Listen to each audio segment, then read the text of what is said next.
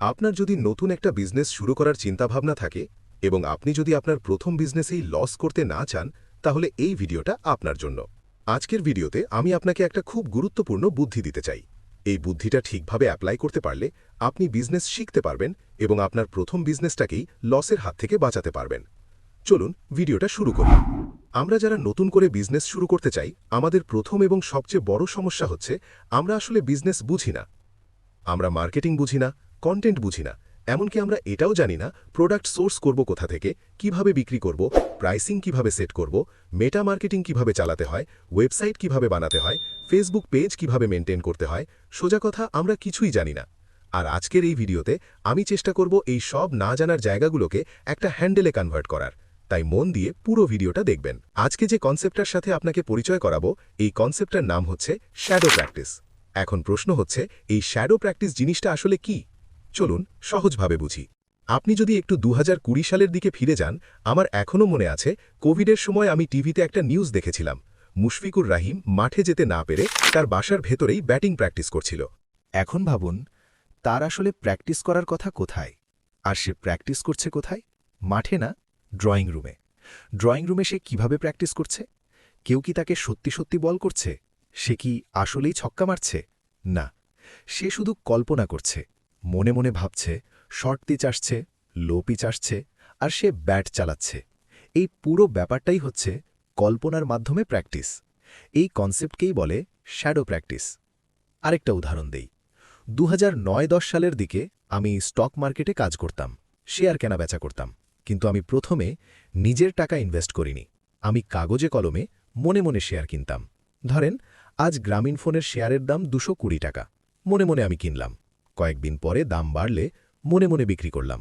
Profit হলে খাতায় লিখলাম, লস হলে সেটাও লিখলাম। কারণ এখানে আমার আসল টাকা রিস্কে ছিল না, কিন্তু আমি রিয়েল মার্কেটের এক্সপিরিয়েন্স পাচ্ছিলাম। আমি বুঝতে পারছিলাম কখন শেয়ার ধরে রাখা উচিত, কখন বিক্রি করা উচিত। এইটাই শ্যাডো প্র্যাকটিস। এখন এই একই কনসেপ্ট আপনাকে আপনার বিজনেসে অ্যাপ্লাই করতে হবে। ধরুন, আপনার মাথায় কাজ করছে আপনি একটা ঘড়ির বিজনেস শুরু করবেন। ঠিক আছে, এখন আপনি যেটা করবেন সেটা হচ্ছে শ্যাডো প্র্যাকটিস। শুরুতেই আপনি কোনো প্রোডাক্ট কিনবেন না, কোনো সোর্সিং করবেন না, কোনো স্টক রাখবেন না। প্রথমে আপনি যা করবেন, আপনি একটা ফেসবুক পেজ খুলবেন, একটা ফেসবুক গ্রুপ খুলবেন। এরপর বিভিন্ন ফেসবুক পেজ থেকে ঘড়ির ছবি কালেক্ট করবেন। সেই ছবিগুলো আপনার পেজে এবং গ্রুপে পোস্ট করবেন। এরপর আপনি যাবেন ফেসবুক অ্যাডস লাইব্রেরিতে। ওখানে গিয়ে ওয়াচ লিখে সার্চ করবেন। আপনি দেখতে পাবেন বাংলাদেশে কারা কারা ঘড়ি নিয়ে অ্যাড চালাচ্ছে, ওরা কেমন কন্টেন্ট ব্যবহার করছে, কেমন ডিজাইন করছে, কি লিখে বিক্রি করছে, সব কিছু আপনি অবজার্ভ করবেন। যে অ্যাডগুলো অনেক দিন ধরে চলছে, ধরে নেবেন সেই প্রোডাক্টগুলো ভালো বিক্রি হচ্ছে, কারণ লাভ না হলে কেউ মাসের পর মাস অ্যাড চালায় না। এখন এই প্রোডাক্টগুলো আপনি শুধু মনে মনে সোর্স করবেন, রিয়েলি কিনবেন না। ছবি নিয়ে আবার নিজের পেজে পোস্ট করবেন।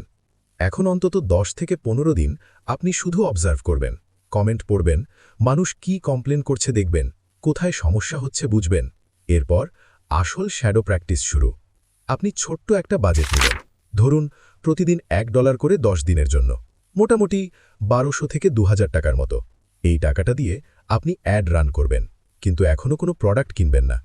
অ্যাড চালানোর পর যে মেসেজগুলো আসবে, আপনি নিজে নিজে কথা বলবেন।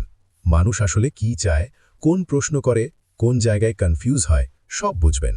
যদি অর্ডার আসে, তখন দুটো অপশন আছে। 1, ভদ্রভাবে বলবেন এই প্রোডাক্টটা আপাতত স্টক আউট। 2, অন্য কোনো পেজ থেকে একই দামে অর্ডার করে কাস্টমারকে পাঠিয়ে দেবেন।